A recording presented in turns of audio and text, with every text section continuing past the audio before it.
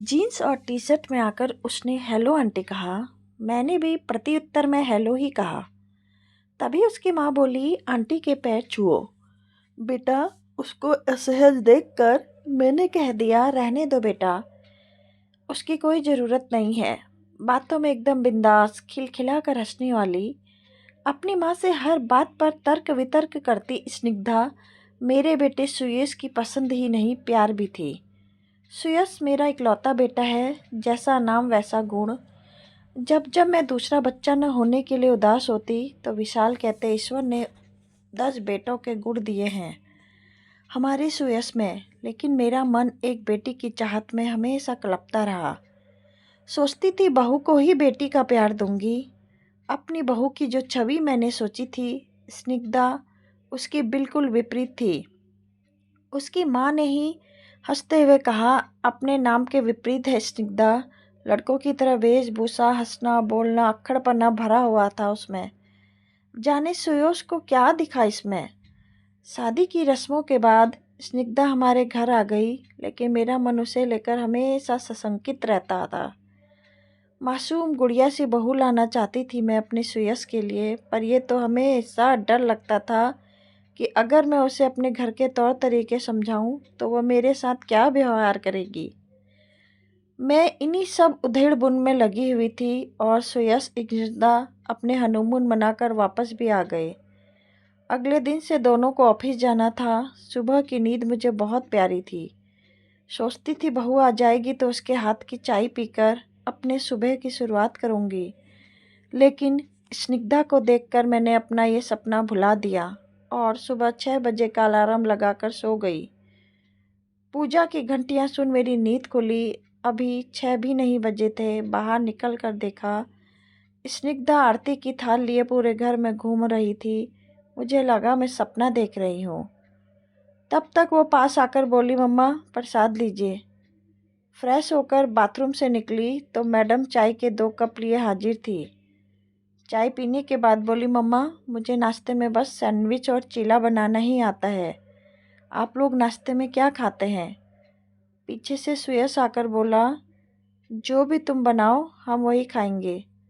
सुयश ने मेरा हैरान चेहरा देखकर पूछा, क्या हुआ माँ, चाय पसंद नहीं आई? नहीं रे, इतनी अच्छी चाय तो खुद मैंने ही नहीं बनाई कभी।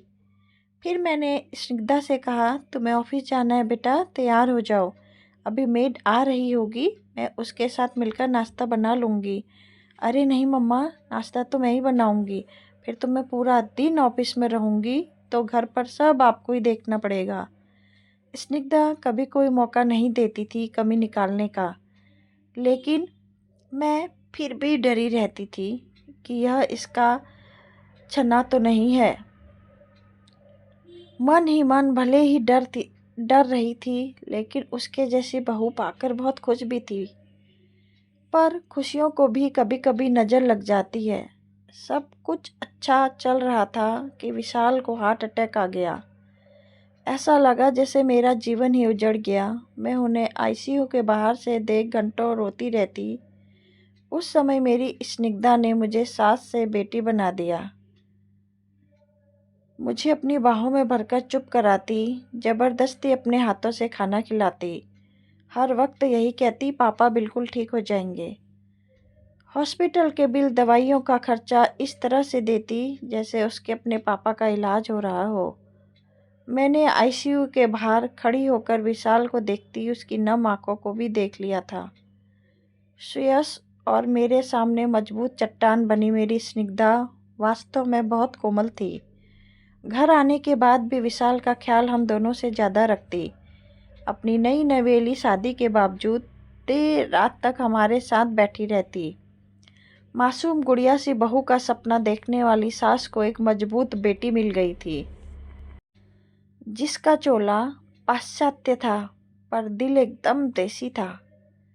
आज मेरे जन्मदिन पर सुयश ने कहा, माँ तैयार हो जाइए, आपकी पसंद की साड़ी खरीदने चलते हैं।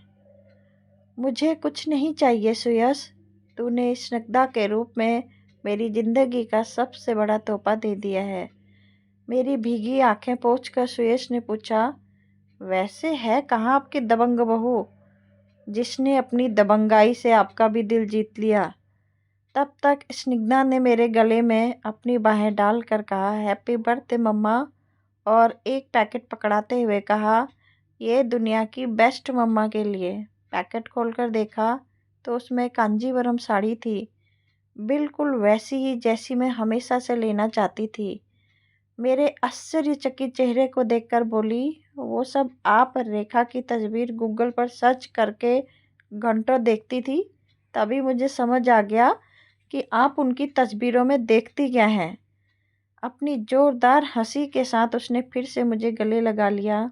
खुशी में बहते आंसुओं को पोंछकर उसने कहा, एक माँ के दिल की बात एक बेटी ही तो समझ जाती है ना मम्मा। हाँ मेरी स्निग्धा साड़ी सूट बहुत कम पहनती है, वो हर रोज़ हमारे पैर भी नहीं छूती, उसकी आवाज़ भी धीमी नहीं है, उसे घर के काम भी नहीं आते।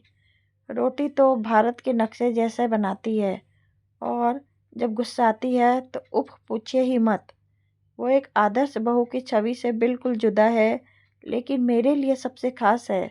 तभी तो विशाल कहते हैं, आदर्श नियमों पर पड़ गई भारी, सबसे प्यारी बहू हमारी। दोस्तों अगर आपको मेरी कहानी पसंद आती है तो चैनल को लाइक शेयर सब्सक्राइब कर मुझे सपोर्ट कीजिएगा। Thank you.